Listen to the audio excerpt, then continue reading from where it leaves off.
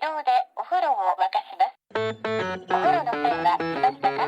自動でお風呂を沸かします。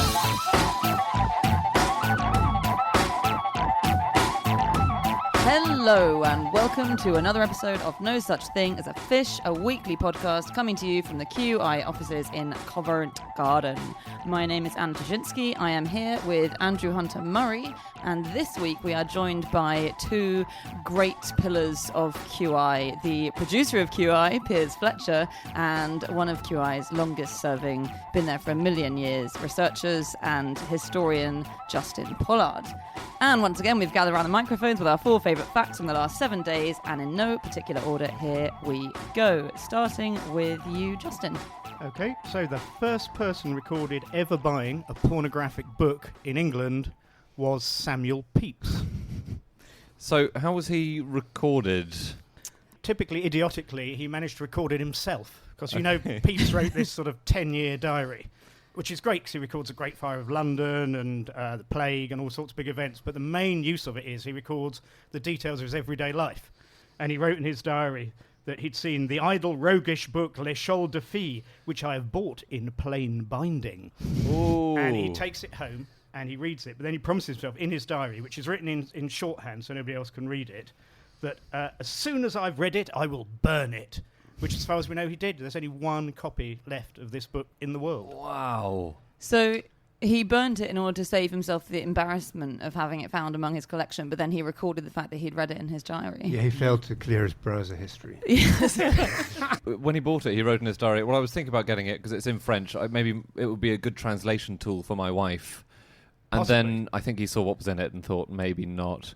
Yeah, but the great thing is that he found it, and then he went away for a month nearly. He's obviously been preying on his mind. He going, I might just go down the Strand today. And then eventually, oh, look, there's that bookshop again. And he went in, and then he stayed there, and he hung about in the bookshop for an hour before actually buying it.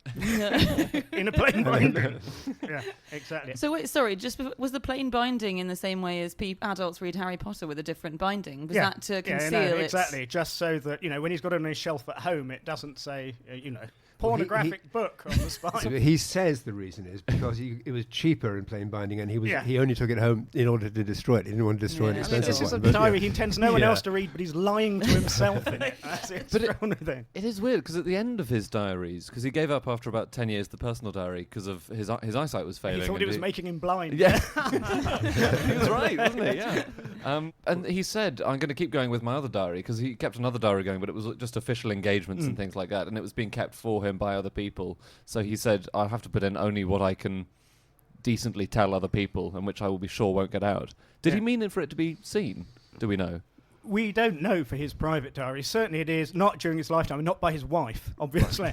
So he does record sort of every detail in it, and he has numerous affairs. But the funny thing is, he obviously must be very conflicted, because he's writing it, as you say, in code, but at the same time he copies it out in fair and puts it into a leather-bound thing and makes sure that it's well presented. So there must have been some part of him that was saying somebody's going to read this and enjoy this one day. Otherwise, why would you bother? I think he must have thought. I think that's like teenagers do that all the time, don't they? Write about their boyfriends and pretend that they want to hide the knowledge of it and leave it carefully I think it's when open I'm, on their a parents' long bed. time in the future, it will be lovely when people get to read about my life. I think what he had was an early case of Portnoy's complaint.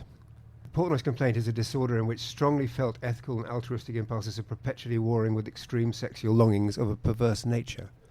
Yeah, because he does say there's nothing wrong with a decent man, a morally upstanding man, reading material like that for the sake of educating themselves. Oh, he justifies himself, as they did right into the 19th century with the secret room of the British Museum, which contained all the sort of phallic statuary and things that were considered inappropriate for the public. There was a secret museum at Naples, and it's exactly the same thing. All the erotic art that was found at Pompeii and Herculaneum. So there's a statue of the god Pan. He's getting off with a goat. Yes, that's extraordinary sculpture. Yeah, he really is. They really are in a loving embrace. Definitely, yeah. And that is the same thing that happened. And Pompeii had these erotic frescoes, and they had locked metal cabinets put over them But if you were a gentleman and you paid a small fee, they would remove the locked metal cabinet from the top of the fresco and you could see it. But if you're a woman, no dice, I'm afraid, Anna. The interesting thing is what you were saying is the first recorded instance of buying pornography, but apparently what happened was most pornography at that time was circulated in the form of manuscript miscellanies that people would keep. People would keep a miscellany of these kinds of things, but also recipes and political tracts and school exercises, and they'd just keep them all bound together for themselves and to give to their friends. But there was only ever one copy of each one. Right. I've got one here. This is a guy named Anthony Scattergood, who was a theologian at Trinity College, Cambridge. And he, in his miscellany, he has an erotic poem called On 6 Cambridge Maids Bathing Themselves by Queen's College, June the 15th, 1629, which is quite good. And then immediately after that is a recipe that says, for the eyes, take snails and prick them through the shells with a great pin, and there will issue out a fat water. Drop the same into the eyes evening and morning. Wow. And, you know, so that, frankly, probably less attractive than the 6 maids bit, but anyway, that was the kind of thing they just gathered together in these miscellanies. And often in verse form as well, because if it was in verse, it was a sort of a little bit less sort of graphic. It was a bit more arty if it's in verse. So the best-selling pornographic verses of the 15th century is a book called The Tale of Two Lovers, and do you know who wrote it? Oh, that was the Pope's one, wasn't it? It was Pope Pius II. So good. This was, to be fair, before he became Pope that he wrote this book. All the popes have a past, don't they? So there was the goalkeeper, and there was the Hitler Youth guy. And there was, you know, and the one who wrote The Tale of Two Lovers. That is saucier than most popes. It's Samuel Pepys. Samuel Pepys. I think my favourite line in all the diaries is he woke up and he was going down into the cellar, and his exact words are, and put my foot into a great heap of turds by mistake. It's just very funny. One of the only things I knew about Samuel Pepys is that he buried his Parmesan during the Great Fire of London. Oh, yes. I did not know that he was involved in the Great Fire of London, as in he went to visit. He started it. He went to visit the king halfway through and advised the king, well, you need to pull down the houses where the fire hasn't got to yet and make what they call a fire break, so it doesn't spread outside that area. Didn't he say, he also said that the Fire of London went on for months and months after we thought it did, so I think it was still burning in March the following year. What? Yeah. No. Isn't that weird? And it started in September, so I think...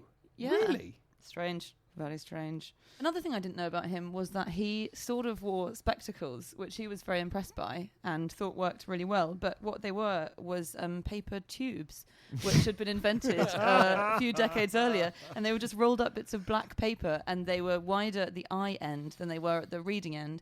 And so they focused right in on, tiny lettering. So and it do kind of work. I guess it gets rid of if you could- glare. Well, it's a small aperture, isn't it? You know how with the camera, people don't use old-fashioned cameras, but with the small aperture on the lens, you get a much greater depth of field, and you're just using that effect. It was said that Nero had emeralds polished as glasses, so for his reading, but he was Nero. Yeah. And that's probably a made-up story.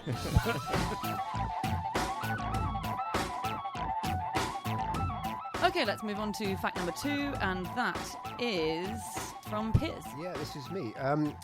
My fact is that if 50 people swam continuously for 15 months in an Olympic-sized swimming pool, the water would boil.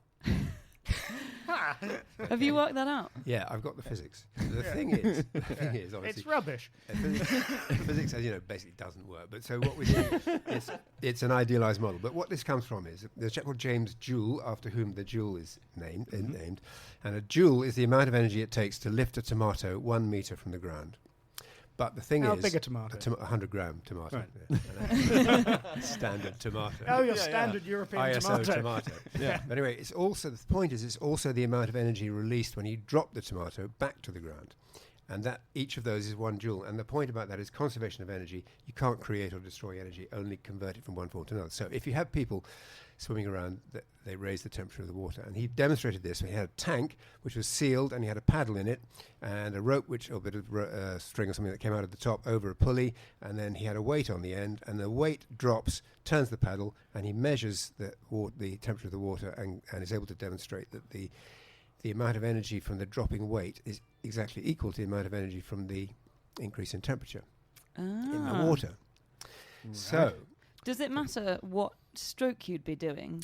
No, not It's really. just about It's your just body about- heat. It's not. Well, that's the other thing. It's not about your body heat. For the purposes of this calculation, I've excluded the body heat effect. Right. altogether. Okay. Have you excluded the fact that if you put people in 50-degree water, they tend to sort of stop functioning, Okay. certainly after 15 months? I've got various things that need to be left out of the calculation here in order to make it work. One of them is that the water in this idealized swimming pool doesn't radiate heat away. The heat Right. that they create all stays there. Yep. Right. The other is that there's nothing to do with the body heat. And the other thing is that you have to find a swimming pool that's open on Christmas Day.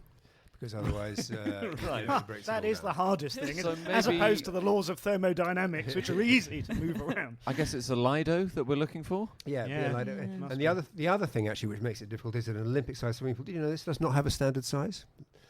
Because Really? the depth is not standard. The It can depth isn't. it can be anything from 2 meters to 3 meters. The pool in my illustration, I'm not going to actually run through all these numbers, they're rather lengthy, but is 2 meters deep.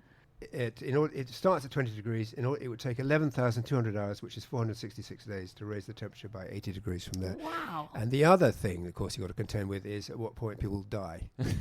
Yeah. You can Yeah. replace them though, so you could just have substitutes, Yeah. presumably just Yeah. stand But in. are you getting Yes. people to dive into a swimming pool which is 90 degrees already and Yes, swim? and presumably Yeah, full of that's- fecal 'Cause matter tu- and urine. And if you could put me down for an early shift, please, Flash, that would be great. so many caveats. There's an entire thesis of caveats for this. But But once basically- we've overcome them, yeah. this is It tea works. making. Yeah. Tea making for the future.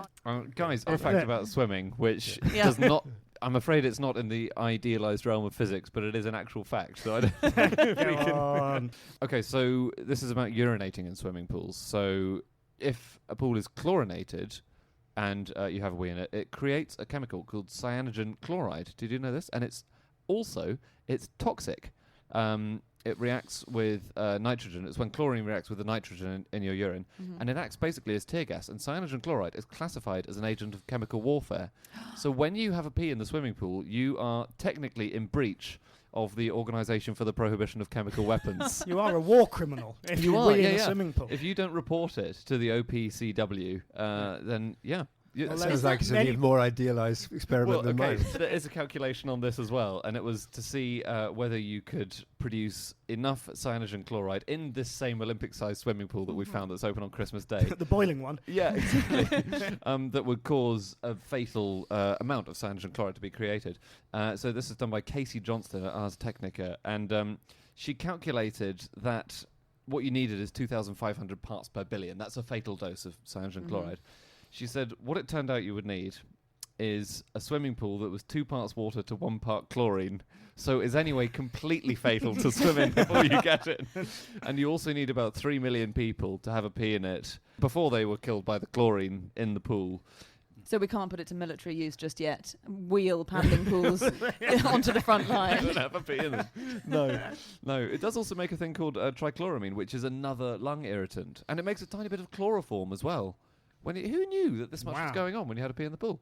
There is a way of making Flash's boiling pool work, of course. You have to do just one simple thing to his pool of water Yeah. and the people without killing them. All you have to do is raise the pool up a mere 18 kilometres into the air. What? Well, at 18 kilometres in the air, then water would boil at blood temperature.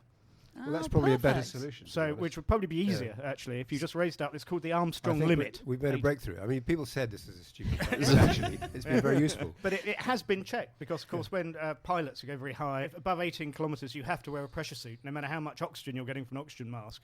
Because beyond that point, things like your tears and your saliva start to boil. Start boiling. And God, there that is, would be incredible. there is though. a recording of an American pilot who said the last thing he remembers before blacking out, this is going above 18 kilometres without a pressure suit, is feeling the sensation of his saliva boiling on his tongue. Wow. Oh, that's got to be unpleasant. Do you know about boiling in space? This is very cool. Ah. So this is a thing which hadn't been done, obviously, for decades because they have more pressing things to do, like going to the moon. But obviously, the further up you go, the lower the boiling point of water. And in the 1990s, they did a series of experiments on boiling on the space shuttle. And they found out that, when you boil a kettle and it has thousands and thousands of bubbles, when you boil a liquid in space, it just produces one big bubble. No. And it hoovers up all the other bubbles. It swallows up all the others. So you just have one massive bubble when your tea is ready. That's so great. Isn't that weird? That is brilliant. I was listening to a podcast the other day called Smart Enough to Know Better, which is an excellent podcast, really interesting. And they were actually talking about a guy who tries to break records for blowing the biggest bubbles. And he was saying once a bubble goes above 5 meters in diameter, if you puncture it, it no longer pops, it tears. Isn't that cool? So if you blow a gigantic soap bubble, it won't pop anymore. Won't pop. We in Edinburgh this year, we were after a show called The Amazing Bubble Man. It was a children's show, and it was unbelievably good. We were watching a bit of it through the curtains. Oh no, did you feel a bit like a letdown after it? We couldn't follow it, but thankfully all his audience were 4-year-olds, and all our audience were not 4-year-olds, so it was all right. But oh man, it was so he fills a bubble with smoke. Yeah. He sort of injects a bubble hypodermically and then pumps smoke into it, and it floats up, and when it pops, Wow. it produces this weird cloud of smoke. Great. He has a sword that can sort of slice bubbles in two. You don't actually need a sword to do that. You can get implements far less difficult to obtain. Will do the same. That's true. It's fascinating. He has a whole, and he sort of puts bubbles on people. You can put bubbles along the arm of a child, for example, because they don't have hair on their arm. But for an adult with more hair on their arm, you can't do that because it doesn't quite work. So yeah, all sorts of very interesting stuff. What a great plug for him. I know. Aside from the fact you can't remember his name. He doesn't need it. He's hugely successful. Yeah. I looked as well into, I know this is kind of grotesque, but the business about the best way to kill a lobster. Oh yeah. And whether, because there's sharply divided opinion between either Lobsters. you put them in cold water and bring it up to heat gradually, and then they sort of go to sleep, and then they're anaesthetised and die without knowing it, or else you plunge them into boiling water and that kills them instantly, or you stab them in the back, or you don't kill them at all, which is the PETA position. If you do the PETA method and don't kill them, they're going to be very feisty on the plate. Yeah. That's the only problem. They are, yeah. We do know what happens if you boil a human alive, though, because there's a description of one. Oh, really? Oh, From God. the reign of Henry VIII, a cook called Richard Roos, who poisoned the Bishop of Rochester. And he got caught, and he thought, it's a joke, I gave him a purgative, it's just a joke, bit funny, give him a ranny tummy. But Henry VIII was incensed and actually put an act of attainder out against him so he could be convicted without trial. Then persuaded the Parliament to make poisoning an act of treason. Then, when he thought it couldn't get any worse, decided the penalty for poisoning would be being boiled alive.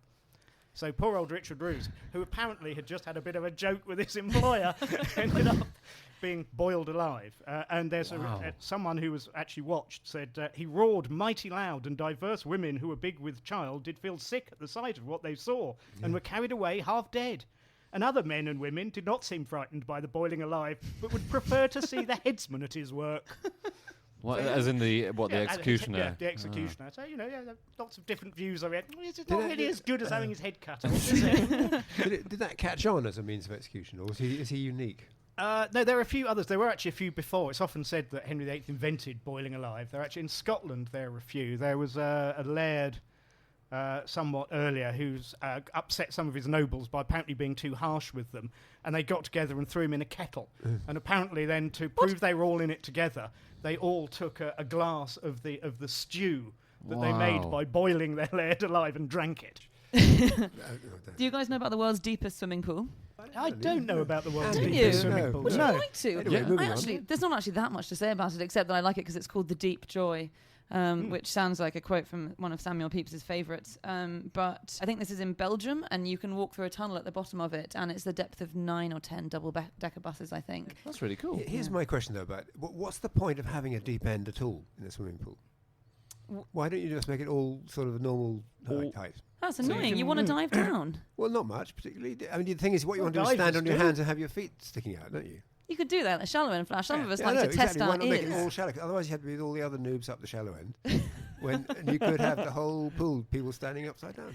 Flash has been forcibly women. removed from many public pools. No, but the only point of having, if you're going to do a very steep vertical dive, Yeah. Yeah. otherwise it's I just a waste of water. guess they have to build that into the plans for the pool, because in case someone misses the sign saying please do not do a steep vertical dive, because following the advice of Piers Fletcher, we have made the entire pool a depth of only a metre and 30. Feel free to stand on your head. It makes it really difficult to boil the water, because you've got so much more.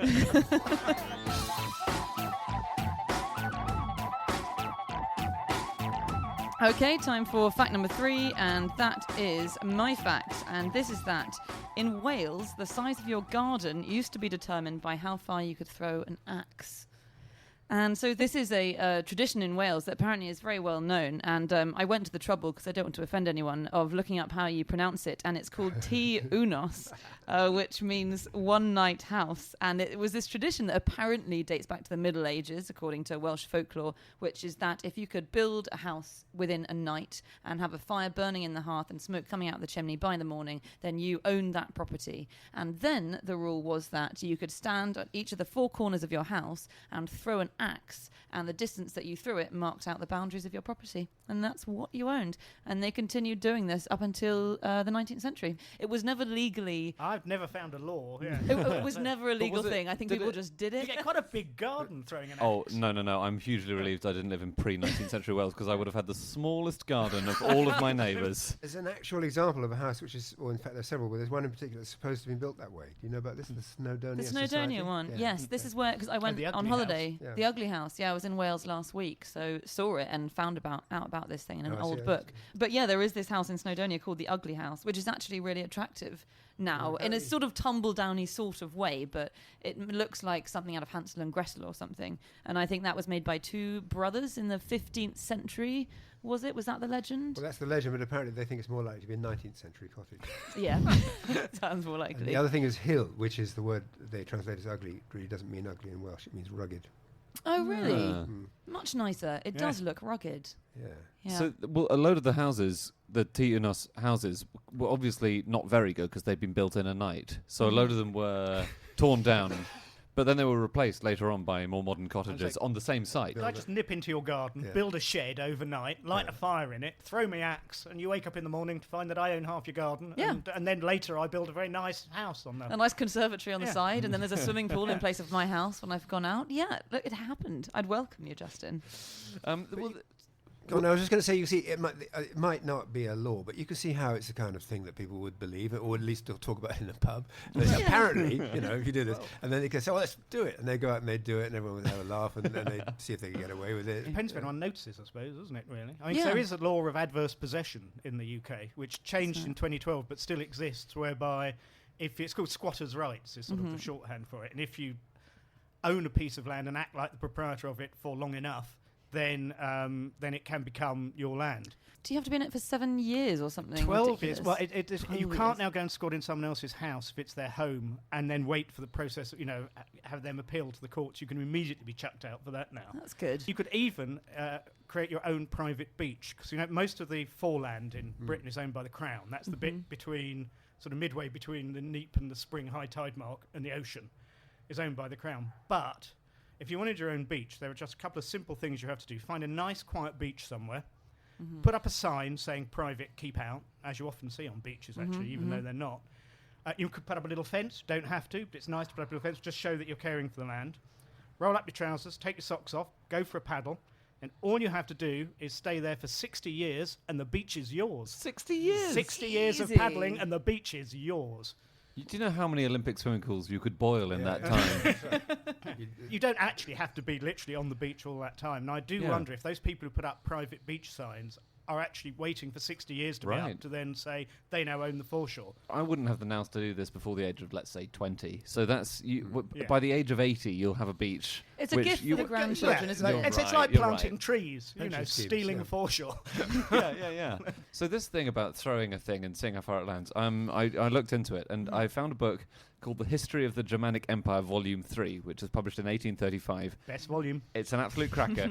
And it describes a load of these customs. So a shepherd could see how far he could drive his flock into someone else's forest by throwing his crook as Really? far as he could, and then wherever it lands, you can drive your sheep in that far. Or a woodcutter could cut wood according to how far he could throw his axe. Could you only throw it once, or? I don't know. The History of the Germanic Empire, Volume 3, is pretty sketchy on details. But I just found this other custom, which I thought I had to share with you, which is if you killed someone else's dog, to make restitution to them, what you had to do is hang it up by the tail with its nose just touching the ground, and then you had to cover it with wheat, so it was completely invisible. So you completely cover the whole dog with wheat, and then that heap of wheat is the compensation that's due to the person whose dog you've killed. Heap of wheat covered in dog carcass. No, it's delicious. No. If it's a toy dog, then you're fine. You're fine. That's just a small loaf of bread you shove it into and you're sorted. The thing about throwing the axe, the way they found out how much your territorial waters were internationally, were how far you could fire a cannon back in the day. In fact, not even all that long ago, under international law, until the mid-20th century, territorial waters were decided were 3 nautical miles, which was the length of a cannon shot. No and way. And the idea was that was the distance that you could dominate the sea. Defensible Wait, distance. you can fire a cannon 3 miles? Apparently, Yeah. 3 nautical miles, course you 5.6 kilometres. Spain claimed 6 nautical miles, but that was unusual. And the United Kingdom only extended from 3 miles to 12 in 1987. Oh, really? What, when we Wow. suddenly got a cannon upgrade? Got a Huge bigger cannon, gun. that's right. Yeah. These days, you've got cruise missiles, which can go quite a long way, so you could make a pretty Well, good that's right. claim. Yeah. So I think that doesn't work anymore. But that's, Yeah. that's how it was. Oh, Wow. that's interesting. So it's actually essentially, and you, presumably these Welsh guys were saying, well, I can defend this house as far as I can throw this axe. But then you Yeah. have to go out and get the axe from Yeah. a limitless Axe throwing supply. is still a big deal in North Wales. Is it? Yeah, apparently. In fact, I tell you, here's the interesting thing. At this moment, there is a thing taking place which is called the Good Life Experience on the Hawarden Estate in North Wales, and Cerys Matthews runs an annual axe throwing competition there. I know who that is, Yeah, she's but I the singer. don't. Catatonia. Catatonia. Yeah, and the thing is that it's Cerys Matthews and some other people, but she's the only Yeah. one I'd heard of, so it's Cerys Matthews. Well, it's, Wow, it's that's becoming a trend here, and James Harkin, formerly of this podcast, has done axe throwing with his wife Paulina and said it was the best one he's ever had. Well, I there you think go. there's one in The best. Shoreditch. The best, but he lives a quiet Well, you life. should read Peeps. But they are still, apparently, people still use tomahawks in a military sense in certain wars. This is Well, the true. cruise missiles are called tomahawks, of course. So I think in the Korean War, people actually brought throwing axes as part of their gear. The Americans brought throwing axes. Here's the thing about tomahawks, Mm-hmm. which I did not know, is that loads of Native American tomahawks had hollow handles and could be used to smoke through. And basically, if some Native Americans met some white settlers, it could go one of You two have ways. This end or this end. You use the axe either to hit them, or you come to some sort of agreement, and then you smoke together to seal the deal. Oh, amazing! In the film, he'd be coming up there, you see the shadow of this shape and be holding it up, and then you cut and it's a peace fight. Cigar. That would work. This is so random, but I discovered, since we're talking about America and Wales, that the first Welsh settler in America was called Howell Powell. Howell Powell.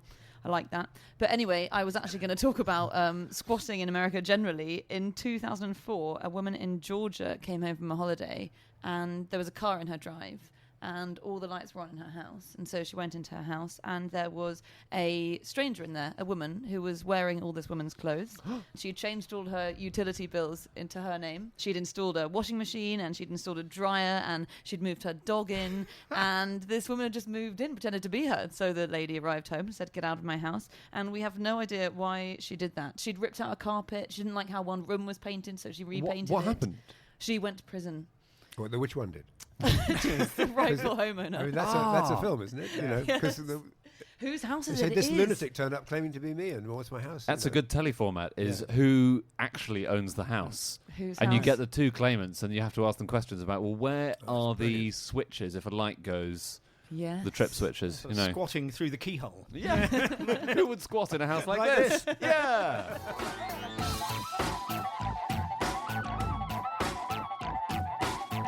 Okay, we should move on to our final fact, and that is from Andy. My fact is that some caterpillars find new friends by drumming on their anuses. Work on me. Yep. So this fact was sent in by somebody, by Gorish Chawla. So thank you very much for sending us in. I liked it so much. This is the masked birch caterpillar, and it lives on birch leaves and it spins cocoons out of silk. But sometimes they need a lot of caterpillars to join in the silk cocoon ceremony and maintain their hiding place. So what they do is they do anal drumming. So they bang their anuses on the ground, they drum their anus on the leaf, and it summons the other caterpillars.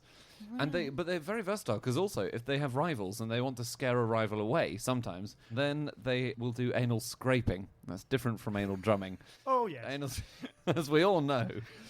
So they have a thing called an anal oar. And they Anal or what? Not a choice I want to be presented with. If you don't have a very strong musical ear as a caterpillar and you misinterpret the "come hither" for the You're in fuck trouble. off, please, then yeah, you're really in trouble. Yeah. Well, the thing is that there's a recording of this thing online. You found that. But there's the woman who researches it says you can't really hear it, but if you get a laser vibrometer, you hear this crazy rumbling sound. They actually sound like lions. They're really tiny lions. She's called Jane Yak, this researcher, and she says they talk to themselves with their asses as well, talking with their butts even when they were alone. When feeding, they go chomp, chomp, chomp, anal scrape. Chomp, chomp, chomp, anal scrape. Nothing unusual about that. I don't get invited to many dinner parties. The Alcon blue caterpillar also makes a scraping noise, but not for other caterpillars. It makes a scraping noise that red ants mistake for a queen red ant. And it releases a sort of a chemical that smells like them as well. So the red ants then take the caterpillar into their anthill, kick out the actual queen ant. The caterpillar sits there eating the larvae, to which the ants don't seem at all bothered because it smells like a queen. It looks like, well, it doesn't really look like a queen, but it smells like a queen and it's making a queeny sort of noise. Right up until the moment when it pupates and it stays in there, protected by the ants, then it bursts out, at which point all the ants go, wait a minute, because there's a butterfly in the middle of their anthill, which is unusual. Yeah. But they're covered in really loose scales when they come out. So the ants make a grab for it and all the scales just come off and it just climbs out and flies away. Oh, Brilliant. that's Which is amazing. brilliant. Is our own queen actually the queen? Yeah. Or is she Our just own an queen, enormous caterpillar? Imagine if one year for the state opening of Parliament she comes out and she seems to be all covered in these loose scales. Yeah. And you think, oh, what's going on there? All those And- lords make a grab. Yeah. Do you know they have carnivorous caterpillars in Hawaii? What do they eat? They Beef. eat snails. They trap the snail in the silken noose and then they eat it alive because the snail can't move and the caterpillar sort of goes into the hole, the front door as it were, and the snail tries to withdraw further and further into its own shell and then it runs out of space and then gets eaten alive and they eat the whole thing. That's a rough Oh. way to go, backed into a corner. Yeah. A They man who should have discovered this, he said, called Daniel Rubinoff, he said, almost all insects are predators, but to find a caterpillar going after a snail is a real shock. It's like finding a wolf diving for clams. We'll have to take his well, word for that, I is it? suppose, because he's the expert. It But would be a shock. yeah. that would be if I was a snail, I would have a trapdoor in the back of my Yeah. shell. Or a panic room. Which Yes. marine shells do. They have an operculum. They have a little trapdoor they can close up their shell. Speaking of the words back door, Oh no, where's this I going? have a fact about, because the fact is about anal drumming. I have a fact about the giant California sea cucumber. Okay, it's this lovely organism, lives in the ocean, and it uses its anus as a mouth in spite of already having a mouth. What does it use its mouth for? It uses its mouth as a mouth, and Very but greedy. then when there's food around, it sort of says, "Oh, I'll have a bit of my bum too." Both ends. Why not? Yeah. It has this series of tubes which go up from its bottom, and it gets water in through those tubes, and it sucks the oxygen out of the water. That's how it gets its oxygen. But it also has these blood vessels, and they found that food has been making its way through these blood vessels from the bottom. So that's how they eat their food. Brilliant. On anuses, actually, I was reading about scorpions' anuses, and scorpions sometimes lose their anuses in, what some creatures do, autotomy, yes. Yeah. But the problem with scorpions, these particular scorpions, is that they commit autotomy, so if you threaten them from behind, then they drop their tail off, but their anus is at the end of their tail. So once they've done that, they can no longer defecate. And so Or sting. Or sting, indeed. So they just wave around randomly a little butt. In fact, the guy who discovered this, a guy called Matoni, said that once it had lost its tail, he could see the build-up of fecal matter dear. in the back of it Yeah, I saw that. until... They got a photograph of it, haven't they? Yeah. So they can't grow it back. They can't grow it back. The thing is, they can breed before they die. See what I mean? It takes Right. them so long to die that they can bring up a family and pay the school fees. And So it's no problem. It's not a good They chat-up don't line, mind. though. It's not a good chat-up line. There's it's a like tiny- losing your hair. as Hey, a wanna- human, this kind of thing. Same kind of deal. But you can still breed before you die. Yeah. in principle. It is. There is a tiny species of jawworm which doesn't have a common name. It's called Haplanathia, which has a transient anus. Most of the time, it doesn't have a bottom. And it eats things, and when it needs a bottom appears for a while. It uses the bottom, and then the bottom goes away again. That's so useful. Yeah, transient anus. what an- Think how useful that would be. I can imagine supermodels wanting to invest in that sort of thing, because an anus is not actually that appealing body part. I know they say a lot of things would be a good name for a band, but Transient Anus would be a fantastic name for a band. Mapani worms. Do you know Go about on. them? The larvae of the emperor moth. It said in the thing I read, commonly eaten in Africa. But Africa is always used to mean just this, like abroad, really. And you eat it by squeezing it like a tube of toothpaste and then giving a quick flick of the wrist to expel the slimy green contents of the gut. And it's a nutritious snack. And there was a bloke who was caught at Gatwick with a big, with a big 4 sacks of these things, which confiscated and destroyed. And the customs said they were worth £40,000. What? Wow. I know, but I looked up the cost, and you could buy a 40-gram tin for £16.99 online, which means that if it really was 40 grams worth, this is in 2013, he must have been carrying the same weight as a baby elephant. I saw that. I think it was about 100 kilos. And he claimed that they were for personal consumption. He said exactly that. How was he getting that much into the luggage? You just pack your backpack really densely. Yeah. You can get away with a lot. You cannot squeeze that into one of those tiny little wire containers at the EasyJet check-in. Well, he didn't. It may not have been hand luggage. This was an unusual seizure, but the vigilance of our officers has stopped these dried insects from entering the UK. Hooray! And possibly posing a risk to our food chain. Ingrid Smith, spokesman for the UK Border Agency. I love the idea that you need vigilance to spot 100 kilos of dried caterpillars in sacks.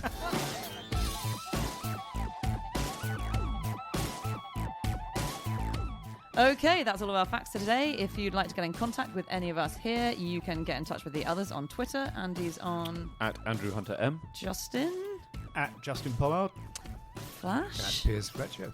Wow, they all have Twitter accounts. I didn't Everyone think has either of Twitter you account. would. What's your account? My account is an email address, which is podcast@qi.com, or you can go to @QI Podcast, which is our group account, or listen to any of our previous episodes at nosuchthingasafish.com, or any of the first 52 are available to buy on iTunes if you look up First Year of Fish.